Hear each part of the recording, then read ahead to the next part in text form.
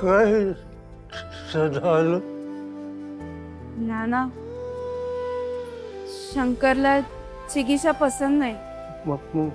मला माहिती आहे. मग तुम्ही सांगा की मातोश्रींना.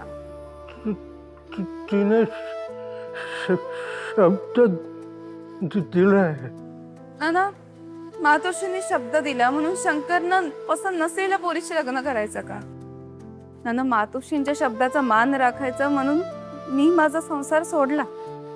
पुढं माझं काय होईल मला नाही माहिती, त्याचा विचार पण करणं बंद केलंय मी. आता सवाल शंकरचा आहे, माझा नाही. माझ्या भावाचा तरी संसार सुखाचा व्हावा एवढंच. सगळं नीट ठीक होय. असं महादेव करणार.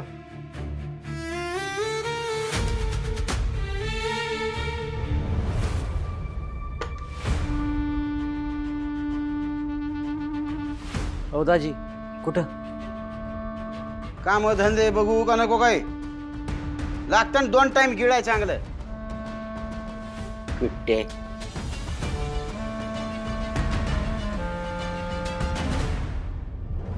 कृष्णा तू?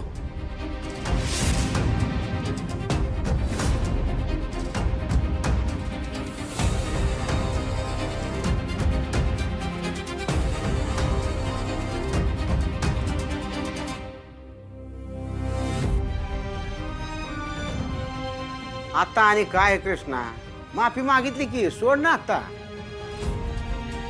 तेच सांगाय आलोय, सोडून द्या. तुम्ही शांतपणे जगा आणि आम्हाला बी जगू द्या. माझ्या मुलींना जळ पोचल असं काही केलं तर कृष्णा गप्प बसणार नाही. नाही बाबा, इथून मोर तुझी खान आवळून घर ह्याच्याकडे आम्ही फिरकणार बी नाही. बस एवढंच सांगायचं होतं. चल. थांबाई,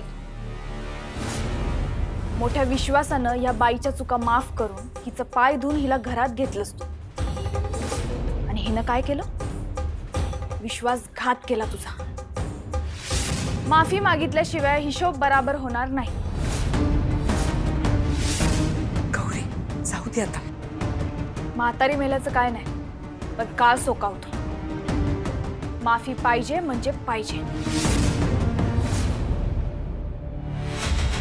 हिंदू, कृष्णाची माफी माग. मिनी, सरपंचासनी बोलवून आण. समद्या गावाला कळलं पाहिजे ह्या बाईची करतूत.